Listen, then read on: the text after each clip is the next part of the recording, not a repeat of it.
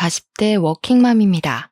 저를 모르시는 분들은 아이를 넷이나 키우면서 사회생활까지 한다고 하면 모두가 독하다고 하시더라고요. 네, 저 독한 것도 맞아요.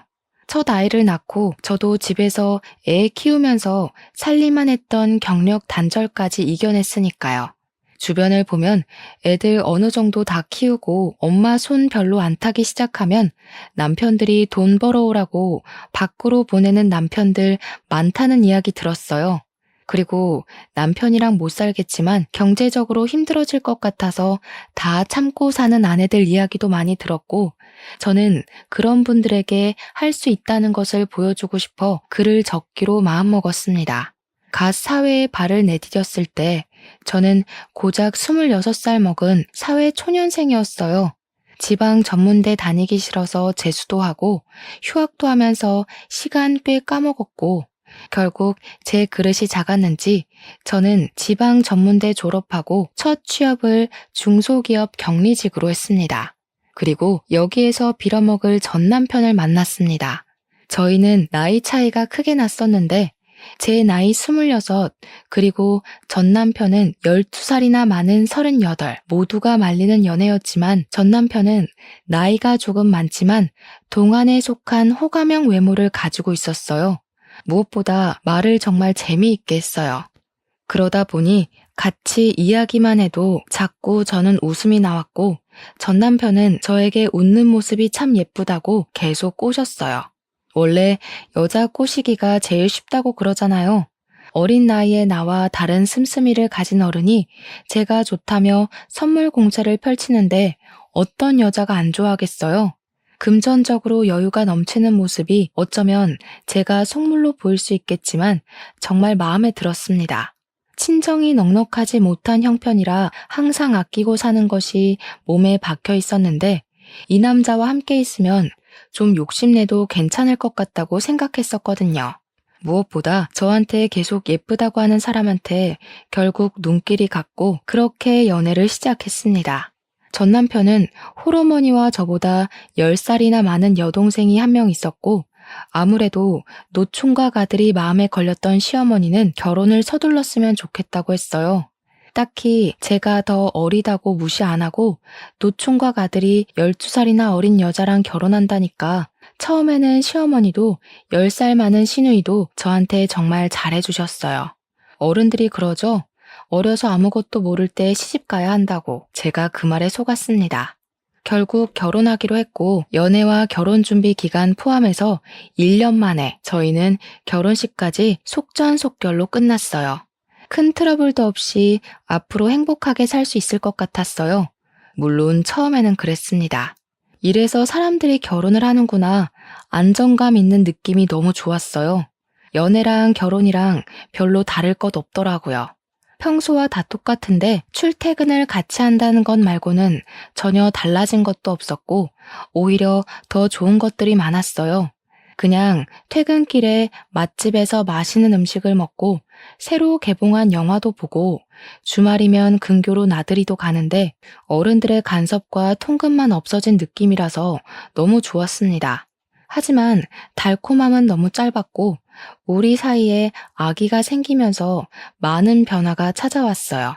시댁과 친정에서는 남들처럼 굳이 맞벌이 안 해도 남편이 돈 잘 번다는 이유로 아기는 엄마가 키워야 한다고 직접 키우기를 권했고 남편 역시 제가 회사를 그만두고 집에서 살림하기를 원했어요. 어쩔 수 없이 경력 단절하고 남편에게 생활비 받았으면서 집에서 애 키우고 살림만 하기로 했어요. 처음에는 막막하고 답답하지만 나쁘지는 않았어요. 아침에 일찍 일어나지 않아도 괜찮고 매일매일 주말처럼 느껴지는 여유로운 일상이라서 나름 좋았어요. 하지만 집에서 전업주부로 지내면서 시어머니와 사소한 문제로 트러블이 생겼습니다. 천사처럼 좋던 시어머니는 제가 전업주부로 지내는 모습이 마음에 안 드셨는지 아니면 원래 본 모습이 이런 사람인 건지 모르겠지만 태도가 변하기 시작했습니다. 예, 너는 친정에도 전화 그렇게 안 하니? 시어머니가 죽었는지 살았는지 궁금하지도 않아? 네가 그렇게 뜨신 밥 먹고 등 따뜻하게 지낼 수 있는 게 누구 덕분인데 이러니? 이런 사소한 부분에서 어린 게 티가 난다니까. 앞으로 일주일에 서너 번은 꼭 전화해라. 처음에는 왜 전화 한 통 안 하냐, 안부 전화는 왜 안 하냐며 서운하다고 하셨지만 오래 가지는 않았어요. 곧 딸이 태어나고 안부 전화에 대한 트러블은 사라졌습니다. 평소에는 전화를 걸어도 딱히 할 이야기가 없어 자주 걸지 않았지만 아이가 태어난 이후로는 특별한 대화가 없어도 영상통화로 아기 얼굴만 좀 보여주면 10분 정도가 지나고 아이가 울면 운다는 이유로 전화를 끊을 수 있었고 그렇게 한동안 다시 평화가 찾아왔었죠. 인생은 고난의 연속이라고 했던 말, 태어나서 처음으로 인정하게 되었어요. 아이가 뒤집기를 하고 기어다니고 걷기 시작하면서 육아로 인한 트러블이 너무 많았어요. 애들은 몸에 열이 많잖아요. 매일 땀을 흘리면서 노는 아이에게 얇은 옷을 입히면 추운 겨울에 왜 옷을 얇게 입혔냐? 한창 호기심 많아질 시기에 소파 등반이라도 하면 애가 위험하게 노는데 왜 말리지 않냐면서 사사건건 육아에 참견하시기 시작했어요. 저도 나름대로 육아 서적도 읽고 맘카페에서 정보 공유도 받으면서 아이를 키웠는데 옛날 사고방식을 가진 어른들이 보기에는 못마땅한 것들이 많았나 봐요. 요즘 애들은 육아 공부도 한다는데 너는 그런 것도 안 하니? 아니면 어려서 모성애가 없어서 애를 방치하고 키우는 걸로 보인다. 애들한테 눈 잠시도 떼지 말고 항상 애가 먼저다. 하여튼 요즘 것들은 어머님, 요즘 애들 다 이러고 커요. 오히려 과잉 보호는 좋지 않다고 말도 많고요. 육아는 제가 알아서 할게요. 어머님이 이러시는 거 너무 불편해요. 뭐? 육아도 다 경험이 중요하단다. 어른들이 먼저 경험하고 느낀 거 조언해주면 예 알겠습니다 어머님 하고 받아들여야지. 또 말대꾸만 하고. 어디에서 배운 버릇이니? 육아에 대한 책도 많고 전문가들도 많아서 저도 다 보고 배우면서 키워요. 옛날 방식이 무조건 정답은 아니잖아요. 제가 알아서 키울게요. 그냥 안부 전화는 왜 안 하냐는 잔소리만 안 들었지 다른 이유로 사람 미치게 했어요. 그리고 더 힘들었던 것은 시어머니와 부딪히는 일이 많아지면서 남편에게 하소연하기 시작하였고 처음에는 우리 엄마 왜 저러는지 모르겠다고 자기 키울 때 안 그랬는데 왜 유난인지 모르겠다던 남편이 점점 저한테 질리기라도 했는지 변하기 시작했습니다. 어른이 말하면 고개 숙일 줄도 알아야지. 내가 계속 네 편 들었다고 따박따박 우리 엄마한테 자존심 세우는 거 좀 아니지 않냐? 결혼 초반이야. 네가 어리니까 사회성이 떨어져서 그런가 보다 하고 봐줬지. 1, 2년 됐으면 사회성 기를 때도 되지 않았냐? 언제는 어려서 좋다고 꼬셨으면서. 그리고 내 편 한 번만 들어주는 게 그렇게 힘들어요? 해결해달라는 것도 아닌데 육아를 우리가 해야지 왜 어머님이 사사건건 간섭하시는지 저 모르겠어요. 그러니까 자존심 내세워서 우리 엄마랑 싸우지 말고 알겠다, 죄송하다 한마디만 해라. 그게 융통성 있는 거라고. 듣기 좋은 소리도 한두 번 들으면 듣기 싫다는데 내가 언제까지 네 감정 쓰레기통으로 살아야 하냐? 어머님도 힘들게 하는데 당신까지 왜 이래요? 그리고 당신도 살림이나 육아에 전혀 관심 하나도 없고 저 혼자 독박 육아하는 거 불공평한 것 같으니까 앞으로 나눠서 해요. 애를 저 혼자 만든 건 아니잖아요. 집에서 따뜻하게 살림이나 하고 쇼핑만 하고 지내니까 아주 배가 불렀다. 남들은 애 키우면서 밖에서 돈도 벌어다 온다는데 오늘은 또 뭐 샀냐? 쓸데없는 거 샀지? 집에서 내가 주는 돈 받아서 쓰면서 매번 20만 원씩 장 보는 거 개념이 없는 거 아니냐? 애가 아직 사회의 쓴맛을 안 봐서 돈 아까운 줄 모르나? 앞으로 네 경제 개념 기를 겸 영수증 제출하고 꼬박꼬박 보고해라. 굳이 신용카드를 써서 남편 휴대전화에 카드 승인 내역이 날아가는데도 꼭 저한테 가계부 쓰라고 종용하고 용돈으로 산 개인적인 물건이나 장보고 쓴 금액까지 모두 눈앞에서 영수증 보여달라고 명령질까지 했습니다. 마트에서 음식 재료 사는 것도 영수증 하나하나 다 비교하면서 몸에도 안 좋은데 애들 간식이 꼭 필요하냐? 얼마 전에 애들 신발 사지 않았느냐고 애들은 금방 크는데 신발을 또 사줬냐고 잔소리. 아이가 예쁜 것과 돈은 별개인가 봐요.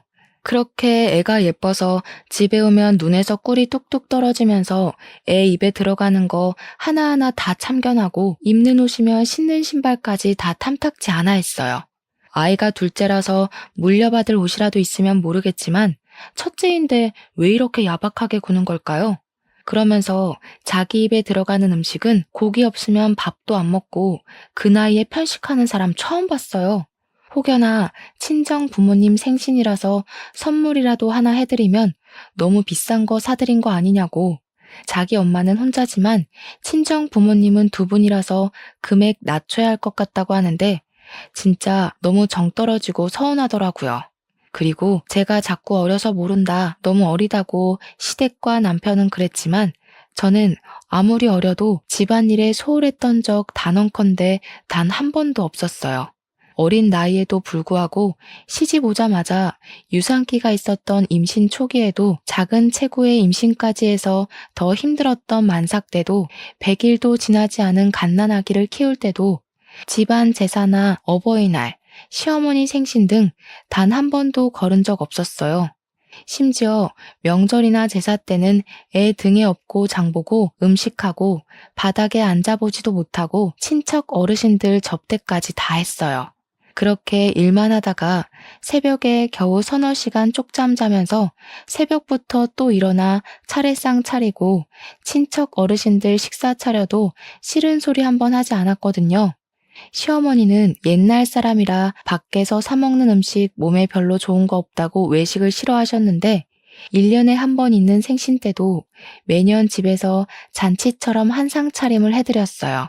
손이 많이 가는 갈비찜, 잡채, 그리고 식혜까지 전부 다 만들어도 고맙다는 말 한 번도 없이 매년 당연하다는 듯이 저한테 원하셨습니다. 그러다가 제가 마음이 힘들었는지 첫째 낳고는 모든 것이 다 괜찮았었는데 둘째가 생기고 출산 후에는 갑자기 산후 우울증이 와서 몸도 마음도 힘들었던 시기가 있었어요. 갓난아기와 이제 3살 먹은 아이까지 둘을 데리고 명절 지내려고 했더니 감당이 안 될 것 같다는 생각이 들어 처음으로 시어머니께 힘든 내색을 보였었습니다. 어머님, 애를 둘이나 데리고 제사 준비하려니까 너무 힘들어서 그러는데 올해만이라도 제사나 명절 음식은 업체에서 시켜서 할 수 있을까요? 요즘 정말 괜찮은 업체들 많대요. 옛날에는 애 5 낳고도 잘만 했다. 하여튼 요즘 어린 것들은 잔머리만 굴리지. 제사나 명절 음식은 정성이 중요한데 그저 돈 벌려고 하는 사람들이 음식에 정성을 쏟겠니? 매일 집에서 뒹굴뒹굴 우리 아들이 뼈 빠지게 벌어온 돈 쓰기만 하면서 뭐가 힘들다고. 그러면 올해만 음식 준비에 빠져도 괜찮을까요?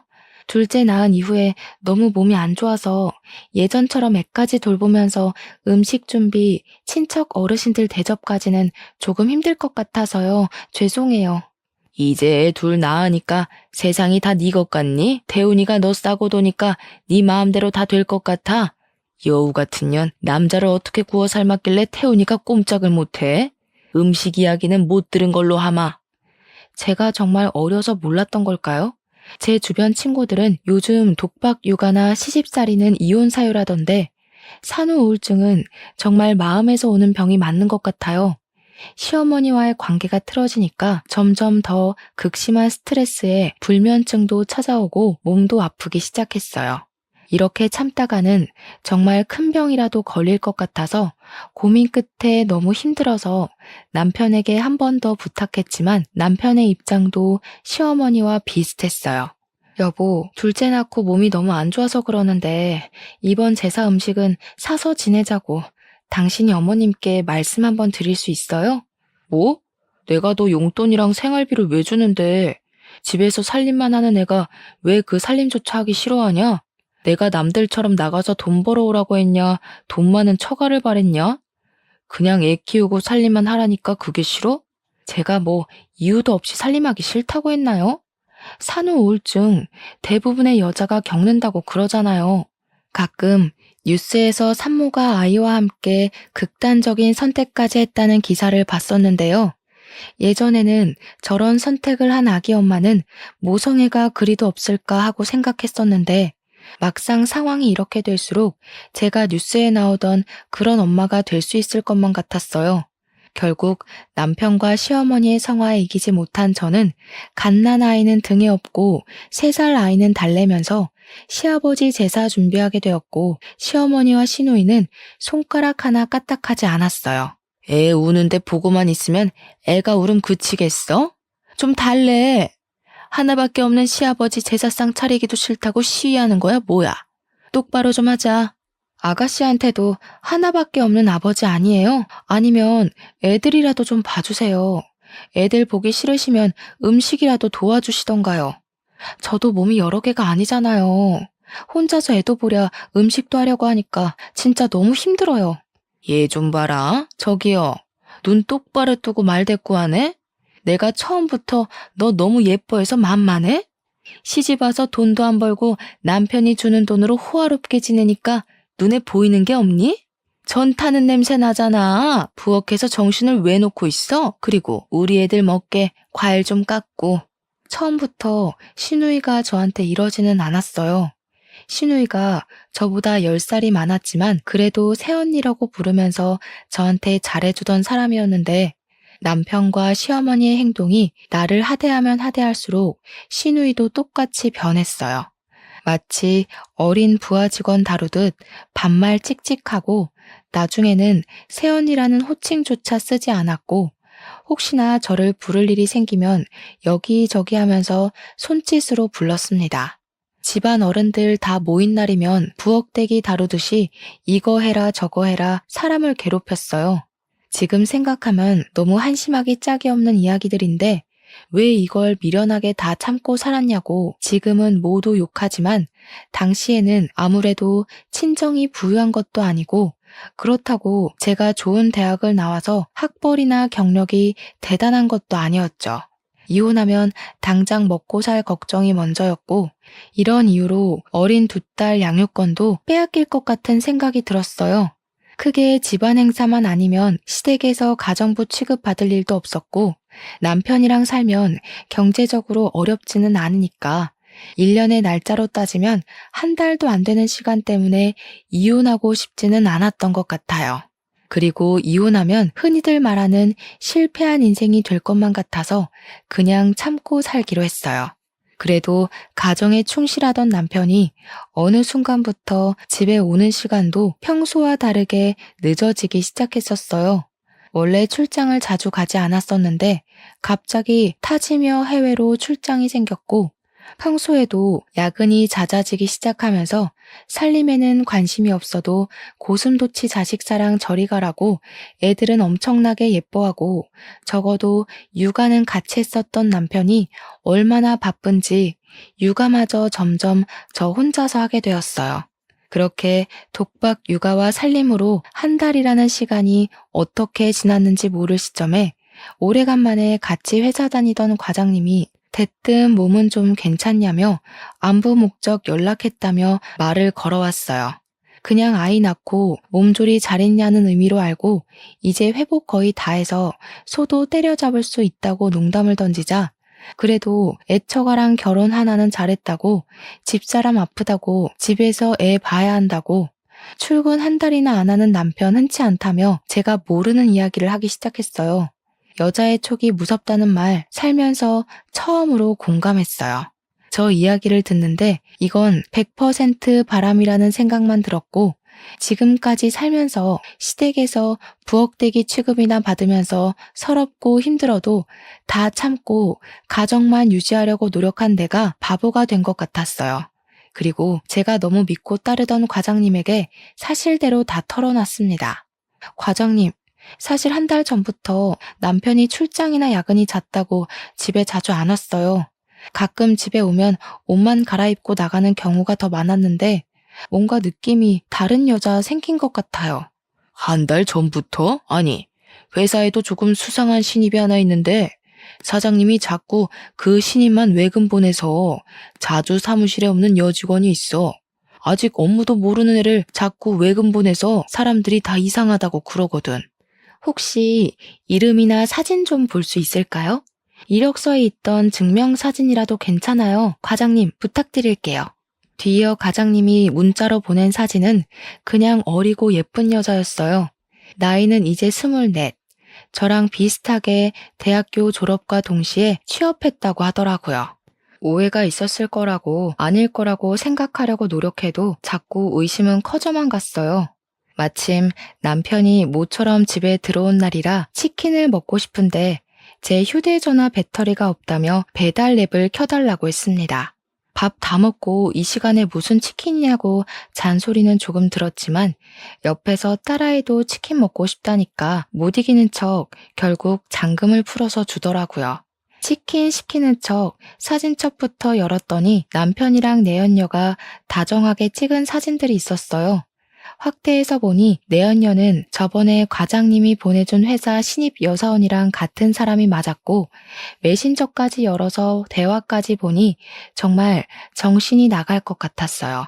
벌써 보고 싶다. 이웃만 하면 너랑 같이 살겠다.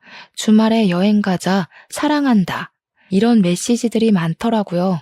너무 화가 났지만 또 애들 얼굴만 보면 현실이 너무 막막해서 눈물이 날 것 같았어요. 무턱대고 이혼부터 하면 앞으로 애들 얼굴도 못 보고 경력 단절로 먹고 살기도 힘들 것 같아서 당분간 참고 지내면서 적어도 두 딸은 내가 키울 수 있는 능력을 키우겠다고 다짐했습니다. 사실 친정은 제가 어릴 때 의상실을 했었습니다. 모두 아시죠? 동네에서 제법 큰 의상실을 친정 부모님이 운영하였지만 기성복 시대가 열리면서 의상실들은 하나같이 다 망해서 사라졌어요. 친정 부모님은 그래도 업을 살리겠다고 세탁소와 옷수선을 하고 있고요. 저는 아이들을 키우면서 내가 할 수 있고 쉽게 배울 수 있는 것을 찾다가 애들은 어린이집 보내고 하루에 6시간씩 친정에 가서 아기 옷 만드는 것을 배웠어요. 당장 수익을 내고 싶은 욕심도 없었고 그냥 내 딸이 입으면 좋을 것 같은 옷들을 진짜 정성스럽게 만들어서 애들한테 입히고 예쁘게 사진도 찍어서 인터넷에 올렸습니다. 그러자 딸 가진 아기 엄마들한테 연락이 많이 왔고 구매를 희망하는 엄마들도 간혹 있어서 그렇게 조금씩 팔기 시작했습니다. 쇼를 한다, 쇼를 해. 그냥 집에서 애나 키울 것이지 쇼를 해라. 그렇게 팔아봤자 푼돈 아니냐? 하여튼 먹고 살만하니까 한가해서 이딴 거나 하지. 애들한테 소홀하기만 해라. 나 이번 주 출장이다. 저는 남편의 외도를 알면서도 1년이라는 시간 꾹 참고 버티면서 돈을 모으기 시작했어요. 노력은 배신 안 한다고 했었나요? 정말 묵묵히 일만 했더니 꾸준히 구매해준 엄마들이 생기고 맘카페에서 공동 구매로 진행하면서 점점 사업이 커져갔습니다. 사려는 엄마들이 늘어나면서 대량 생산을 위해서 공장까지 계약해서 옷을 만들기 시작했어요. 정말 눈코 뜰 새 없이 너무 바쁜 시간을 보냈고 시어머니에게 안부 전화도 일주일 넘게 하지 못했어요. 시어머니 성격에 그냥 넘어가실 분이 아니었고 우리 집으로 찾아오셨어요. 너 요즘 친정에 갔다가 매일 이렇게 늦은 시간에 집에 오니? 우리 아들 돈 받아 처먹으면서 가정은 나 몰라라. 결혼하면 출가 외인인데 친정에 가 있는 시간이 너무 길다. 이럴 거면 나 너랑 우리 아들 결혼 안 시켰다. 네가 이따위로 행동하는 거 보면 내 속이 다 터지니까 그냥 이혼해라. 우리 아들 능력 좋아서 괜찮은 며느리 줄을 섰다. 그냥 잠깐 애들 어린이집에 간 시간에만 하는 거라서 가정에 소홀하지 않았어요. 그리고 잘 지내고 있는데 갑자기 이혼하라는 거 좀 듣기 거북하네요, 어머님. 저 되바라진 년이 입만 살아서 가정에 소홀하지 않다는 애가 시애미가 죽었는지 궁금하지도 않아? 꼭 이렇게 찾아오게 만들고 사업은 아무나 하는 줄 아는 게냐? 그냥 집에서 밥이나 하고 애나 키워라. 웃기지만 제 사업이 입소문을 타면서 점점 더 커질수록 남편 회사는 더 힘들어지고 있었습니다. 하지만 남편은 내연녀에게 푹 빠져서 제 사업에는 관심도 없었고 그저 푼돈이라고 확신하고 무시했어요. 그러다가 남편 회사가 어느 순간부터 일이 꼬이기 시작했고 주변 지인들에게 돈을 빌리기 시작했어요. 여자한테 빠져서 회사 일에 관심이 없으니 당연히 점점 더 회사는 어렵고 빚 갚을 날짜는 다가오는데 돈은 안 들어오고 빚을 빚으로 돌려막기 하면서 몇 개월 버티더니 결국 빚을 갚지 못해 부도가 났습니다. 회사랑 가지고 있던 땅을 전부 처분해도 3억이나 부족했고 결국 집을 팔아야 빚을 다 갚을 수 있었어요. 남편의 입장은 애들 키우려면 집은 있어야 한다고 지금 땅이랑 집을 다 제 명의로 돌리고 위장 이혼하자고 하더군요. 당장이라도 가압류, 압류, 민사소송과 형사소송이 걸릴 수도 있다고 남은 재산을 다 제 명의로 돌리고 이혼했어요. 빚은 갚지도 않고 현금으로 2억 챙겨서 베트남으로 도망까지 갔습니다. 정말 웃긴 건 이 와중에도 내연녀를 데리고 갔더라고요.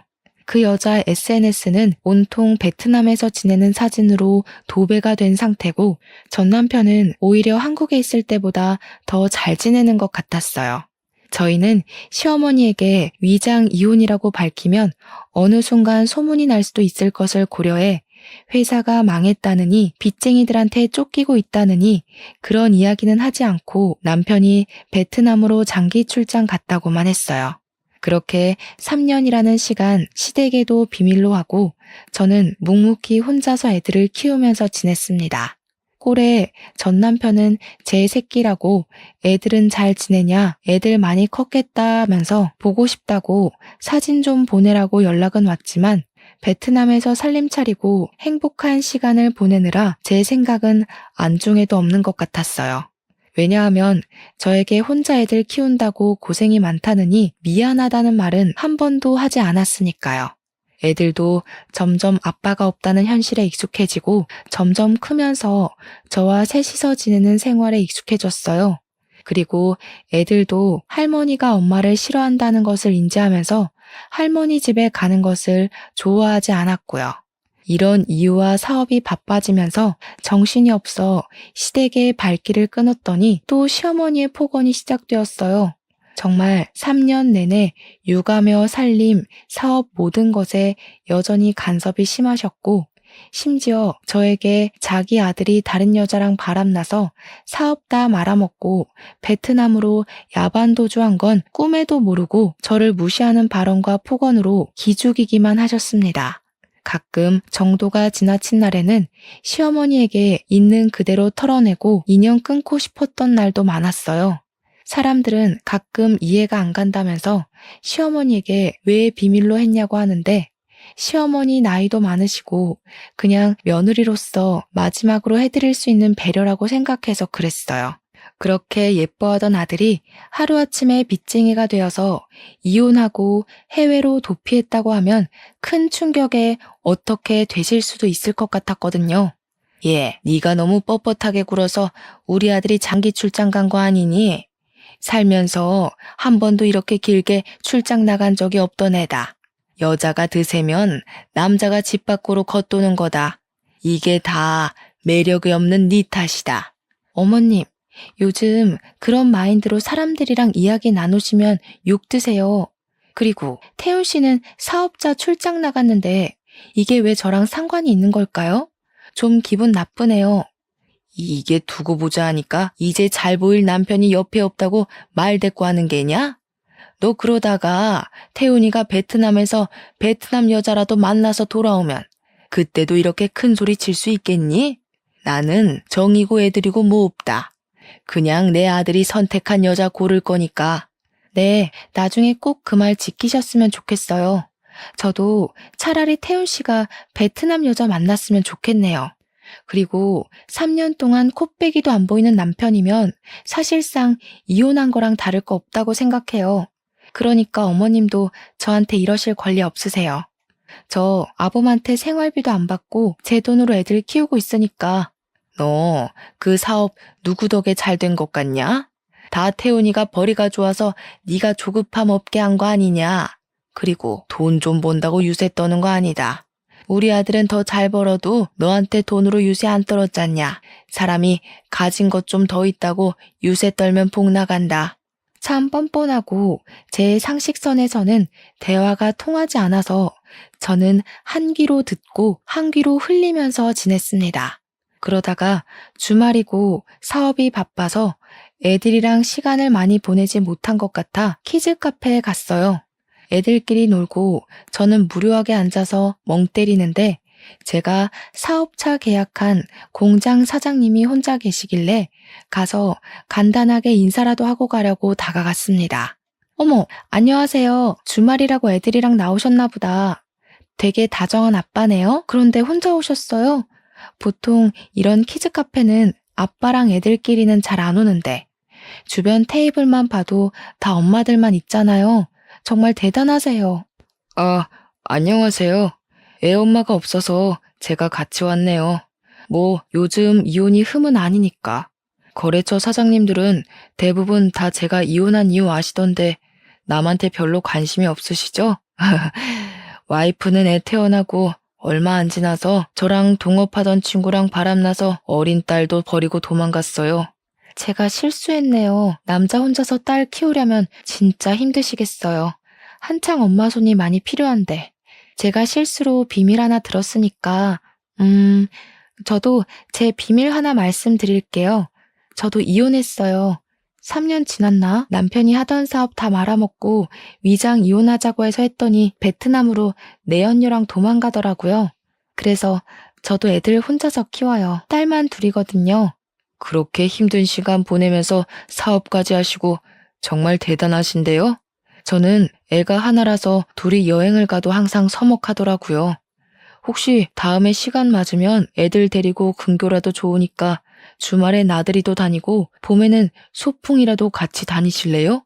어휴, 저는 좋죠. 원래 애들은 애들끼리 있으면 자기들끼리 논다고 정신 하나도 없잖아요. 당장 다음 주말에 식물원 같이 가실래요? 저희 애들이 거기 새 먹이 주는 이벤트가 있다고 가고 싶대서 가기로 했거든요. 그렇게 주말마다 애들 데리고 만나서 좋은 곳도 가고 캠핑도 다니고 바빠서 여행이나 나들이를 갈 수 없으면 저녁이나 점심에 꼭 같이 만나서 외식이라도 했습니다. 공장 사장님은 만나면 만날수록 정말 괜찮은 사람이었고 제 딸들에게도 아빠의 빈자리가 느껴지지 않을 정도로 잘해줬어요. 전 남편이 베트남으로 떠나고 아빠를 엄청나게 찾던 아이들이 점점 아빠를 찾지 않았고, 심지어 나중에는 애들도 아저씨가 아빠면 좋겠다고 하는데 마음이 참 좋지는 않았어요. 애들이 지난 3년간 저한테 티는 내지 않았지만 아빠가 아주 필요했던 것 같아서요. 그리고 저는 애초에 처음부터 전 남편을 기다릴 생각도 없었습니다. 저 혼자 애들 키우면서 경제적으로 힘들지 않게 살기 위해서 옷 사업을 시작한 거라 말이 위장 이혼이지만 그저 저에게는 이혼이었어요. 명의 이전한 땅과 집은 위자료 그 이상도 그 이하도 아니라고 생각하고요. 제가 이기적인 거 아니잖아요. 집이랑 땅이라니까 되게 거액을 챙긴 것 같지만 돈으로 따지면 고작 3억입니다. 두 아이를 아빠도 없이 혼자 키우기 위해서 3억도 받으면 안 되나요?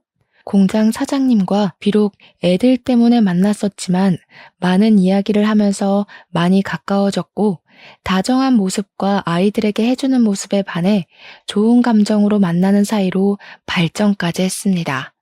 첫째 딸이 7살이 되던 해에 갑자기 애들 초등학교 입학 전에 살림 합치자는 이야기가 나와서 결혼식은 따로 올리지 않았지만 양가 식구들 모시고 간단하게 식사하면서 재혼하게 되었어요.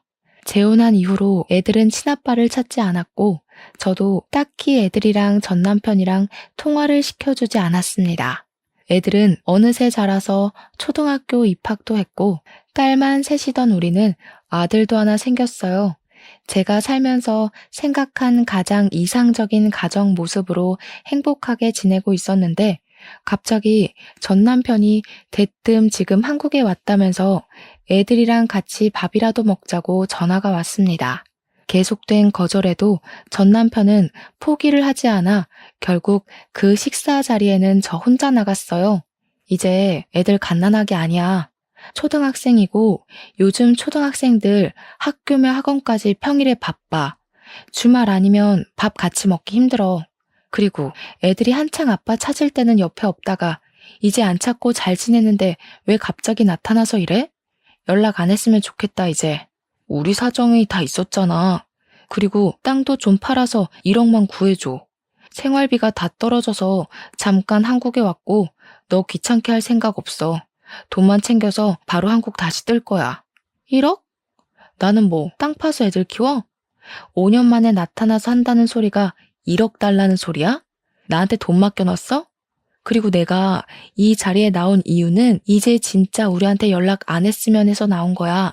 나랑 애들이랑 지금 잘 지내고 있으니까 다시는 연락하지 마. 그렇게 거절하고 집으로 돌아왔는데 제 뒤에라도 밟은 모양인지 전 남편은 그날 저녁 우리 집에 찾아왔어요. 제가 새 살림 차린 거 보고 전 남편은 소리 지르고 저희 남편한테 주먹질까지 했습니다. 당장 경찰 부르겠다고 저도 소리 지르니까 그제야 멈추더라고요. 경찰이라는 단어에 전 남편은 바로 행동을 멈췄어요. 아무래도 경찰에 잡히면 일이 복잡하게 변하니까 그렇겠죠? 한국에 있는 거 들키면 채권자들이 우르르 자기 찾아서 올 것 같으니까 무섭긴 한 것 같더라고요. 남편은 진정부터 하라며 전 남편에게 들어와서 따뜻한 차라도 한잔 하라며 들어오라고 했습니다. 너 이거 바람인 거 아니야?